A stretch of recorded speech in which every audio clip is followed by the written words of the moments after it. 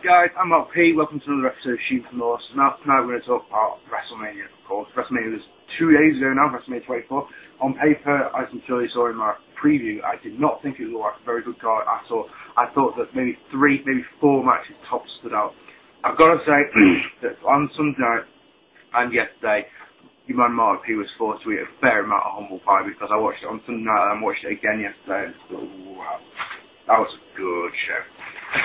So, let's do a review. So, we started off, someone sang America the Brave. Over in England here, that bit just doesn't seem to make any sense. I've got to say, no offense to Americans, but, you know, it's just so, you know, I don't know. It doesn't bother me as such. It's just like, yeah, it's one of those things like, come on, get on with it, get on with the show. Anyway, first match for JBL Vs Finley. Prediction with JBL. On the night, I gave it 2.5 stars, but on the second viewing, I gave it some 2 3/4, because this one was actually a really, really good match. I watched this with about 5 people around my house, and we were all marking out like bad boys for this. And hard-hitting, weapons-filled brawl, bins, cookie trays, used. Finley was pretty over in this one, which I thought was quite surprising. They did an amazing suicide dive through the ropes, Finley did. JBL clocks Finley over the head with a bin list. Absolutely fantastic spot.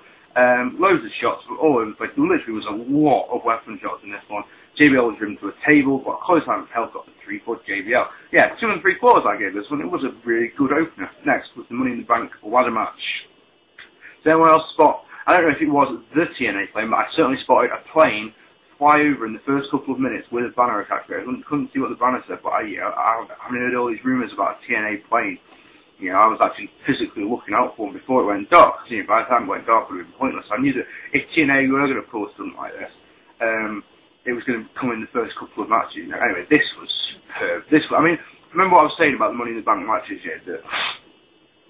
I mean, the thing about because there's been so many ladder matches in the last 10 years, yeah, I always wondered how we can innovate new stuff, but my God, did they come up with some good stuff in this one. A moonsault with a ladder off the top rope to the outside by John Morrison. I've never, ever seen that before. That was stunning. Some type of powerbomb suplex combination by Benjamin and Morrison. Benjamin jumps over the top as Morrison's going for a superplex off the ladder battle. So Benjamin jumps over, does some sort of flip and powerbombs, and then Morrison hits a superplex. Awesome! It was just wow. Benjamin took a massive bump off the top of a big ladder to the outside through the gimmick ladder. And it's a similar sort of bump to the one that Jeff Hardy took at WrestleMania last year. Walls of Jericho on over the ladder on Morrison. Backcracker off the top by Carlito, and that was superb. Matt Hardy appears, not that anyone was not expecting him to. Twist of Fate off the ladder on MVP, though. No one was expecting that. That was a stunning spot. That was really, really, really good. Code Breaker by Y2J. Punk gets the win by trapping Y2J in the ladder, and then goes absolutely superb. Really was fantastic. Great match. 4 stars. WrestleMania's up and running, off to a good start, if you ask me. Next is the Hall of Fame, which, no offense, but because of what, every year, Hall of Fame's on Saturday night. I normally watch it on Sunday afternoon, so like when they do the Hall of Fame, when they present everyone, it's just like, champion repetition. This is exactly what I did. Next up, Batista Vs Umaga. I said to you guys this was going to be shit, and my God, it was. It was so very boring. Regal says Umaga. There's a thing in Power Slam, actually, in the latest Power Slam, they reckon that Vince hasn't fully noticed that Regal does this, and he's encouraging him to do it, so, nice spinning heel kick by Umaga. My door's just open because of the wind, that was weird. The crowd in this one were completely dead, right? The thing was, this match reminded me of WrestleMania 21. Remember John Cena vs JBL? When John Cena first won the WWE title? The thing about that match was, it was JBL beating the shit out of Cena. Cena comes back with a fire knuckle shuffle and an FU, and the match is over. This is what this one was like. It was all Umaga. Batista was getting the living shit kicked out of him. One spinebuster, and the worst powerbomb I've ever seen. Literally, he goes to the powerbomb, he fell over backwards. Batista, you suck, man. You really need to get out of the ring. 1.5 stars I gave this one. Batista gets the win, obviously, with that terrible bomb.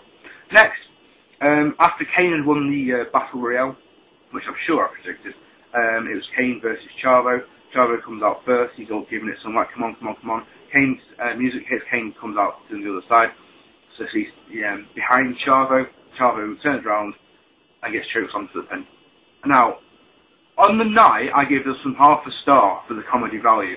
On reflection, when I watched it again, you know, remember that they had Taz and Joey Styles there as ECW commentators, and you think to yourself, that made ECW look like the biggest bunch of jabronis ever. Oh, it was so pathetic. I mean, don't get me wrong, I'm glad that Kane's the champ. You know, he's a champion of a promotion that doesn't mean a thing, and WWE proved how little it means to them last time. Next, Flair vs HBK. You know that I wasn't looking forward to this one. Let's go this way, I'll give it this one. It was a 4-star match, and it was a hell of a lot better than what I expected. Meltzer's saying this was a 5-star, and I don't agree with that one at all because there were quite a few botches in it. But anyway, bit of chain wrestling to start. You'll notice if you go and watch this one, when the chain wrestling is going down, the crowd are completely flat. They do not give a flying fuck about it. Anyway, Flair goes to the top. You expect him to be pulled off. He does hit a crossbody, which, you know, you're just like, wow.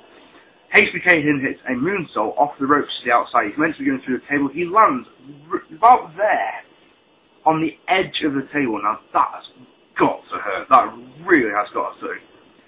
Double underhook suplex by Flair, then a vertical suplex. He's classic vertical suplex. At this point, the crowd are absolutely loving it. Then moonsault off the top, a rope to the outside by Michaels. Flair fails to catch Michaels, and that the way that Michaels landed got hurt. Literally, the only thing that Michaels hit was Flair's right arm. You know, so he took the whole brunt of the shot. Oh, it's terrible. I'm not impressed with Michaels with Flair for that one at all. HBK is just getting completely owned. Figure 4 by Shawn Michaels. Shawn Michaels goes to the sweet chin and can't there. Figure 4 is reversed.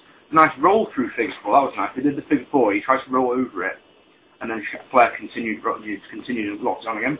Flair walks and switch in music. Flair kicks out. Low blow gets 2. Shawn Michaels with a figure 4 of his own. Eye poke by Flair. Sweet chin again. Flair goes, "I'm sorry, I love you."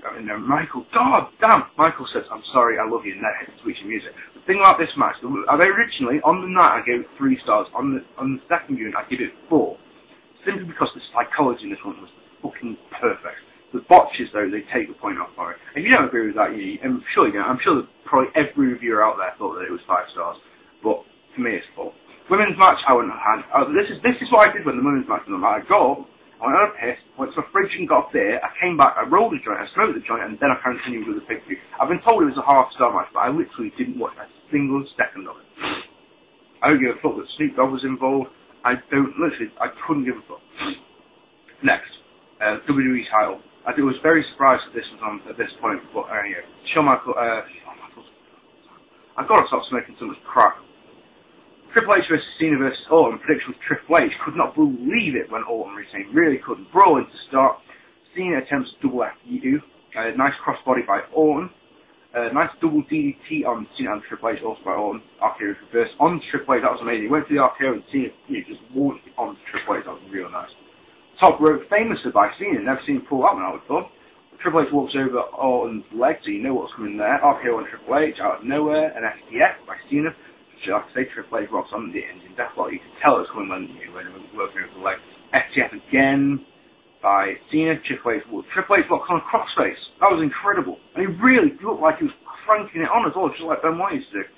Cena with fine knuckle shuffle. Spinebuster by Triple H. Sorry, on the night I called it the quad ripping spinebuster of doom. I love that.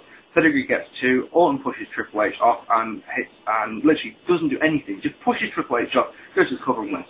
And literally no one saw that coming. We were all stunned by this one. It was a great match though, 4 stars. I didn't expect it to be as good as it was, to be honest. I was expecting a 3, maybe a 3.5 top. A 4-star match really was fantastic. Mayweather versus Big Show. Predictions Mayweather. This one, on the night I enjoyed it. On the second viewing I didn't.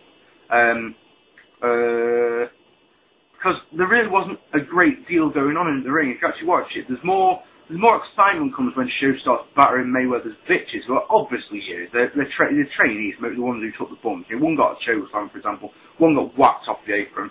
Yeah, Mayweather, though, he took a really nice side slam from Big Show. And I don't care what you say, side slams, sidewalk slam like that, they really do sting, especially when the guy who's doing them to you is as tall as a Big Show. That's a long way down, and not fun at all. The win came from Mayweather when he used a pair of gold brass knucks to get a 10 count, wins by TKO. And, all the shots in the match, it looked like Mayweather was pulling his punches, but that one really looked nasty. And I wouldn't, excuse me, I wouldn't be surprised at all if he was legitimately KO'd. And then on to the main event, Taker versus Edge for the World Heavyweight title. Prediction was Taker.